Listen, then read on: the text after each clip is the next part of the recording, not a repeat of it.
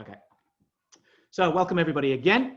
So tonight, as a follow-up from our previous shiurim, where we spoke about the many different aspects and concepts of Rosh Hashanah and the tefillot, the prayers associated with Rosh Hashanah, tonight we'll go back to the original symbol of Rosh Hashanah, still is the symbol of Rosh Hashanah, the shofar. The shofar is very much a Jewish symbol, perhaps even up there with the Magen David. I mean, it's an ancient symbol that almost represents Jewish culture, Jewish tradition, and so on. And obviously, it's very much associated with Rosh Hashanah. It is the only mitzvah that we're commanded to do on Rosh Hashanah, and that is blow the shofar. We'll have a look at that shortly. So I figured tonight we'll just have a look at the shofar itself, where it comes from, where else it was blown in our history, was it used, how was it used, and some of the technicalities. And then, although we have been through in detail what the shofar represents, but we'll just cover it very briefly. So to begin with, essentially the shofar is an instrument, although it's not used like an instrument. In fact, on the contrary, we're told not to use it as an instrument. So whilst there's many interesting videos going around of talented individuals playing shofars to all sorts of tunes, which is quite incredible, the shofar in Rosh Hashanah is not supposed to be blown with any particular tune. In fact, we're supposed to keep it as simple as possible. So there's even some that, whilst they don't blow a tune, they would perhaps get a bit dramatic. They would start off soft and they would go louder and so on to kind of bring out the emotion. And we're told even that we're not supposed to do. It's just supposed to be a simple sound straight from the shofar. Not to embellish it, but just, that's what it's all about. A straight, smooth cry from the heart. So whilst it takes a lot of skill to play a tune on there because you can't tune a shofar. There's no air holes to press or anything. But on Rosh Hashanah, we really keep it simple. But for all intents and purposes, it is an instrument. It's a horn that makes a noise. It makes a sound. And in fact, I'm going to list quite a few places here, which is very interesting in our history, where in a variety of situations, in good times and in not such good times, where the shofar was used all the way to the present time. So first and foremost, the first time we hear of the shofar in our Torah is at Har Sinai, is at Mount Sinai. So obviously we know the story of Shavuot. The Jewish people became God's nation. At Mount Sinai, we signed a covenant. We signed on the dotted line, Na'aseh v'nishma, we are going to accept upon ourselves to follow the 613 laws in the Torah. We accept you as our God. God accepts us as his people. And with that comes a lot of responsibility. Now, it was a very dramatic occasion. There was thundering, there was lightning.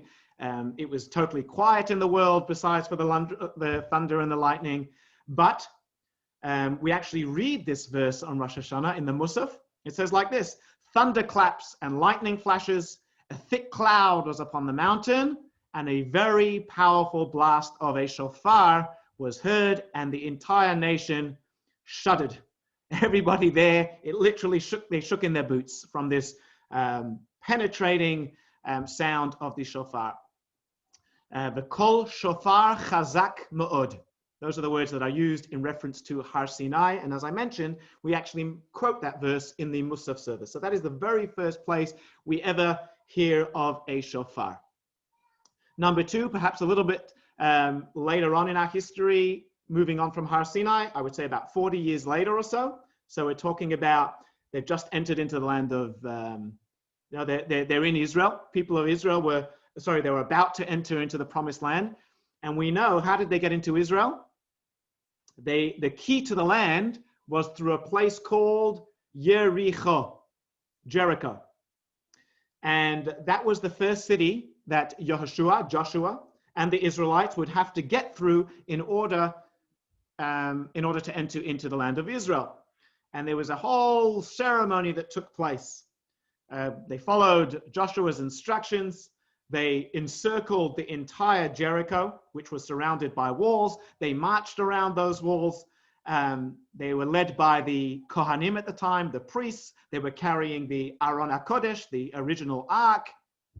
And they sounded the shofar. And they did so for an entire week. They did it 7 times. They repeated it for 7 days. And on the 7th day, there was this great cry that came from the nation, along with the shofar, and we all know the wall came tumbling down. The walls of Jericho crumbled. So that is the second time in our history where we hear of the shofar. It was that rallying cry that surrounded the walls of Jericho. And then later on in our history, going fast forwarding a few more years in the times of our judges, we read of an individual called Gidon. This was a time when, this was a time when the Jewish nation was under threat from the Midianites, and they were at the threat of annihilation. It wasn't the first time, and it definitely wasn't the last. And Gidon was the one who stood up to the Midianites with an army of 300. It's a fascinating story to see the strategy of war that took place then. He sent 100 from each direction.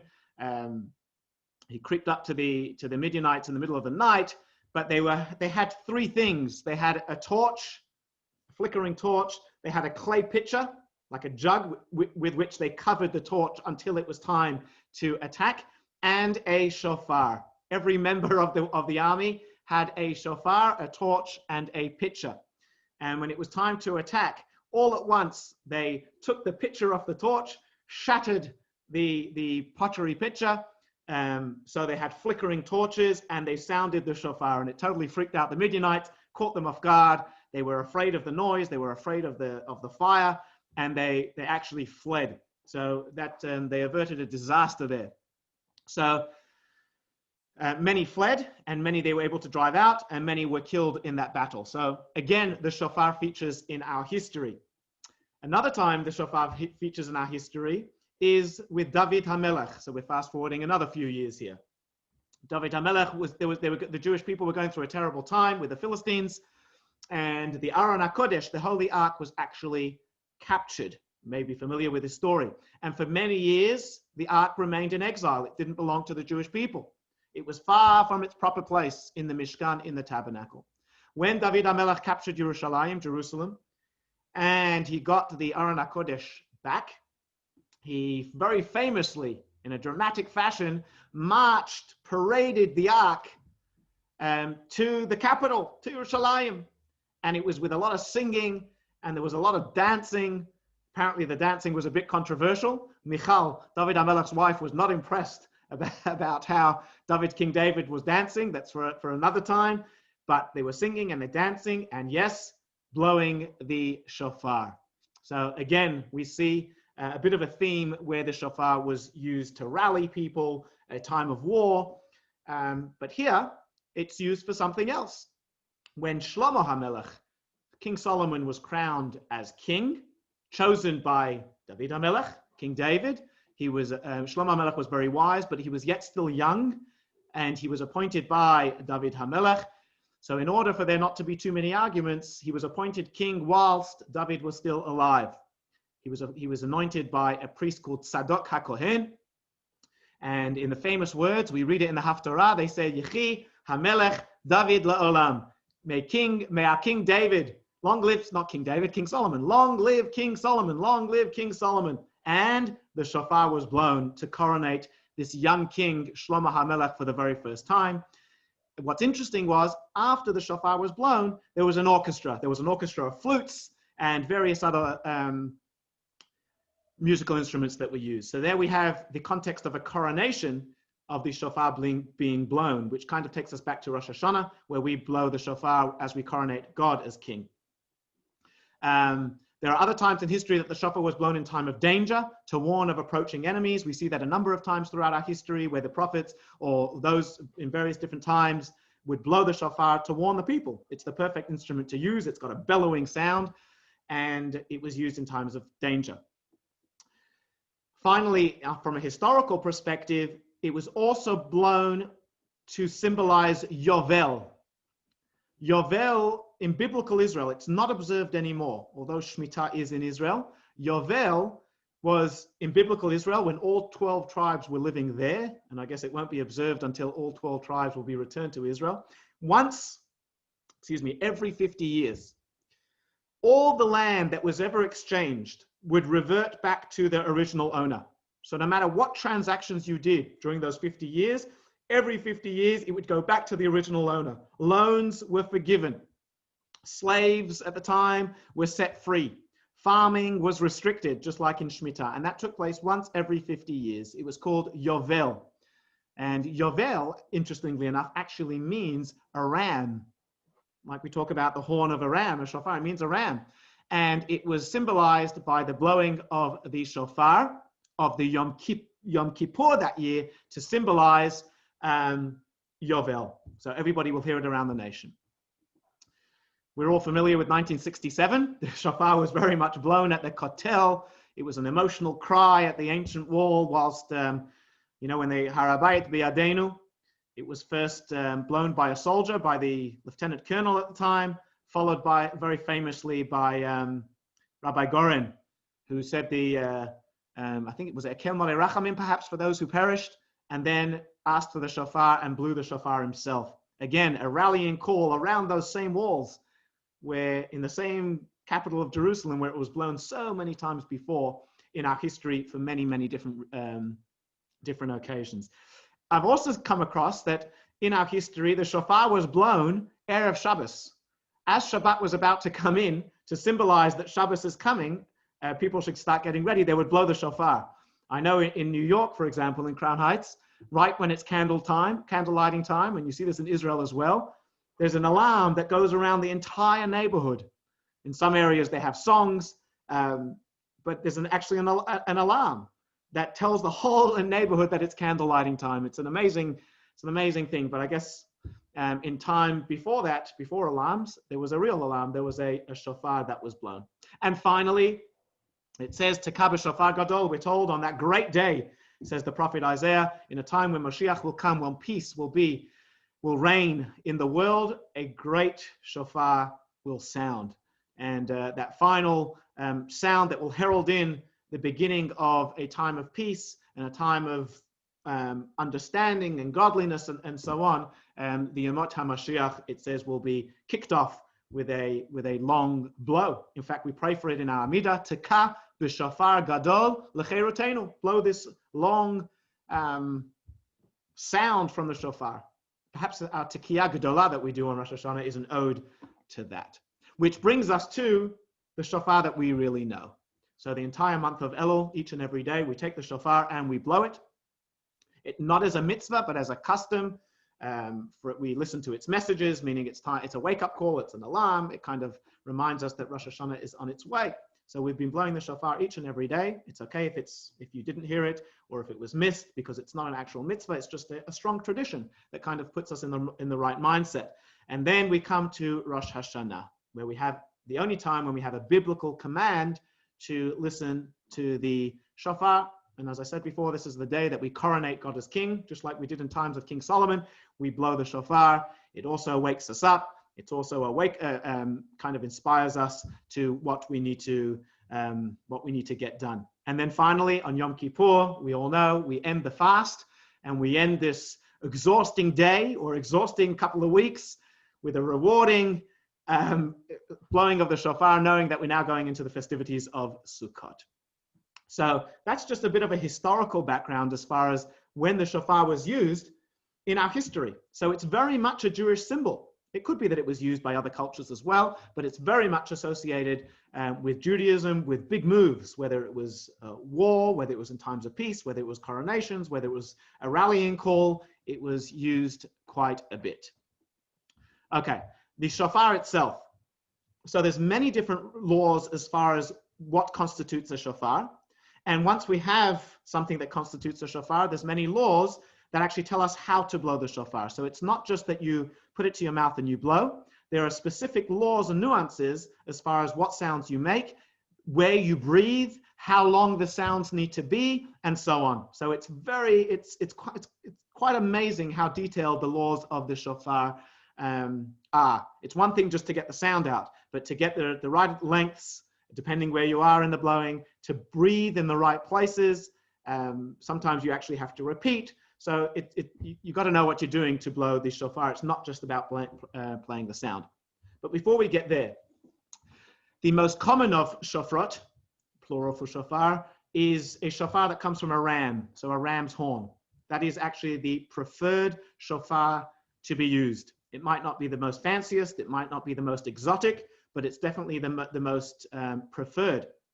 for the simple reason we're taken back to the story of the Akedah, which we read about in Rosh Hashanah, the story of the binding of Yitzchak, and the story of the ram that appeared, and the shofar that kind of takes us back to that story. It talks about self-sacrifice, and it talks about God remembering, very much in tune with Rosh Hashanah, and therefore a ram's horn it is. Generally speaking, any animal that has a horn and the animal is kosher can be used for a shofar, besides for a few. Besides for a cow or shore, we don't use the horn that comes from a cow for two reasons. Number one, it takes us back to the story of the golden calf, and we don't want to go there when we're blowing the shofar. It's a blight on our history, so to speak. We don't want to bring up that subject. We messed up. It's not a good time to push the issue. But also because it's actually not considered a shofar. The Torah actually refers to that horn as a keren, and a keren is not the same as a shofar, and therefore it is not used. So long as it's a kosher animal and not a cattle, not from a cow, you can use that shofar. And again, another one that doesn't fit into that category is a horn that's not naturally hollow. So it doesn't have that piece that you can pull out, so to speak, from the inside. You would have to drill all the way through it, like an antler. You cannot take an antler, as beautiful as it is, and drill a hole through it and blow from it. That wouldn't be considered a kosher shofar. But there's many different exotic ones. Perhaps the most common exotic one is that long one. People call it the Sephardi shofar or the Yemenite shofar, and that is from a kudu. It's from a kudu, and it's used quite a bit. But again, even those who do use it on Rosh Hashanah may use a ram's horn simply because that's the preferred shofar. But there are other shofars that can be used as well. I've got a list here. If you're looking for exotic shofars, it talks about the ibex, or the pronghorn, or the black buck, or the gemsbok. There's many different other shofrot that can be used. However, about the, it's not the ibex, I think it's called the oryx. The oryx is a kosher animal, and it has a horn, a kosher shofar, but it's straight. It is not curved at all. It's just a straight shofar, dark in color. I think it's black.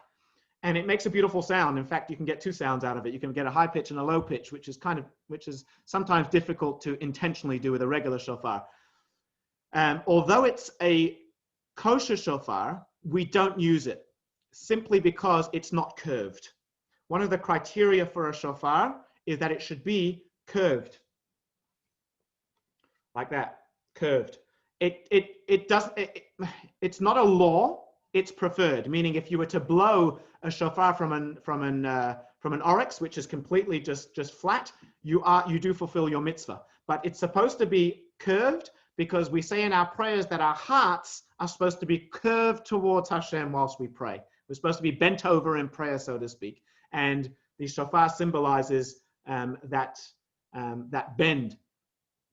Now, what's interesting about this is, I imagine this is from a ram, but it doesn't, if you've seen the horn of a ram, it's not like this. It's not curved and then completely straight. It's actually quite twisted, but it's really, really hard to drill once you take the what do you call it out? The stuff that comes out from the inside, out of the shell.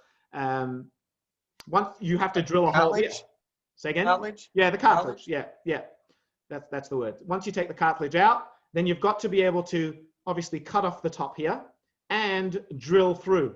If it's completely curved, it's very hard to get a hole all the way through. So what the shofar manufacturers do is they actually heat up the shofar quite hot and they straighten it out and they just leave the end curved.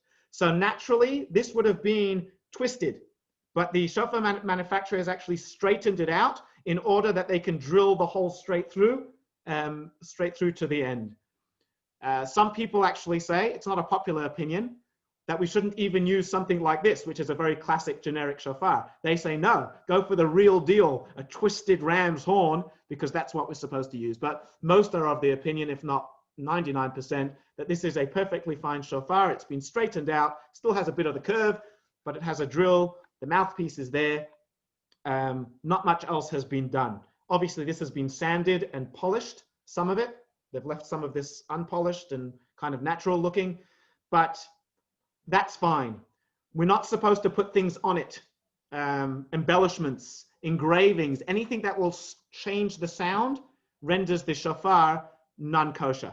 So we stay away from anything that will change the sound. So we want it as simple and as natural as possible, besides for just sanding it down and polishing it. So that was that. So again, just to recap, you can use any horn that's considered a shofar, not a keren, a shofar from a kosher animal, which is most, and preferably from a ram, and preferably curved. So those are some of the technicalities. As far as the sounds, we all know there's the tekiah, there's that long sound, there's the shavarim, which is the 3 sounds, teruah, the 9 sounds, and then a tekiah again. The 3 sounds and the 9 sounds are actually pretty much the same thing. There are 2 versions of the sound called teruah. We don't know which one to blow, so in true Jewish fashion, we blow both to appease all opinions. And we do so multiple times. It says teruah 3 times in the Torah, so we blow everything in group sets of 3.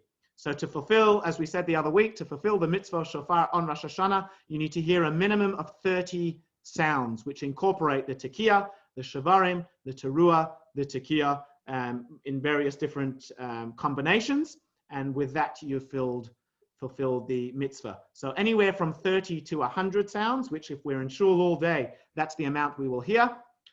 Generally, if we're in shul, we won't be in shul, but 30 is the minimum, and you fulfilled the shofar. What are the other rules that are associated with a shofar? Okay, straight up, if to fulfill the mitzvah, you shouldn't, whilst in the month of Elul, we've been blowing over Zoom, to really fulfill the mitzvah, you need to be able to hear it in first person. Therefore, one shouldn't hear the shofar over Zoom on Rosh Hashanah for many different reasons, but you're definitely not observing the mitzvah of shofar. And you want to be able to get someone to blow it for you properly. It needs to be a natural one. You don't want to use a plastic one. Obviously, we've spoken about it coming from an animal. It needs to have that natural, pure sound, and it needs to have a curve. Where you have to breathe is not really relevant for tonight. Now, before we blow the shofar, we actually recite a psalm. We say Psalm 47, and that's that quiet period before we stand and blow the shofar in shul, where we say 7 times Psalm 47. And it's appropriate psalm for Rosh Hashanah. It reads as follows: God ascends amidst acclamation, the Lord to the blast of the shofar. It talks about Hashem, and it talks about the shofar, and it talks about God as king. We then make the 2 brachot, lishmoa kol shofar, to hear the shofar, which is interesting. The mitzvah is not to blow the shofar, the mitzvah is to hear the shofar. So even the person who's blowing the shofar makes the blessing. I'm going to, for the mitzvah of listening to the shofar, which is an interesting detail. And then we blow the various different sounds representing different things: completeness, brokenness, crying, and so on, all the various different messages that we've been discussed in the past. And then we conclude with another number of verses, one that says, Ashrei, it's Psalm 89. Happy is the people who know the teruah, Ashrei yodei teruah. And with that, we go into the regular Ashrei, Hineni of Musaf. So that, in 30 minutes, is the background of our shofar. It didn't only begin on Rosh Hashanah. It goes very far back in our history. It's been used throughout our history for many different opportunities. It's a very simple instrument to look at. Sometimes each shofar blows quite differently, and you've got to kind of find one that suits you, and it depends how you're breathing that day, how it will go. But they come in all different shapes and sizes. Here's a cute little one that belongs to Mendy. It's pocket size shofar. It's kind of also, I think, a ram's horn. It's quite natural on this side, that hasn't really been polished. And again, it's not about playing fancy songs. It's about that simple cry from within, a deep breath almost that comes from the depth of your diaphragm, and just comes out. That's actually how you're supposed to blow the shofar, not from your cheeks, but from the depths of the deepest breaths that you can take from the depths of your diaphragm. So that is the mitzvah of the shofar. It is considered one of the most important mitzvahs that we have. We all know what it feels like when we hear the shofar. And this year is going to be quite the challenge. We're not going to be in Shule, which is terribly disappointing, but I'm sure if you haven't heard about it yet, there is this massive logistical plan happening called Project High Holidays, where over 300 volunteers will be walking our streets at predetermined times, at predetermined locations to blow the shofar. And this has been, this will be done in a safe manner. It has been approved by the authorities, and you can actually request somebody to come to your street on Sunday to blow the shofar, and you will receive a notification before Yom Tov, approximately what time that person will be there. So I strongly encourage everyone to be able to fulfill this unique mitzvah in a very unique way. Somebody coming to you to blow it, to go to the Project High Holiday website, which is phh.org.au/shofar.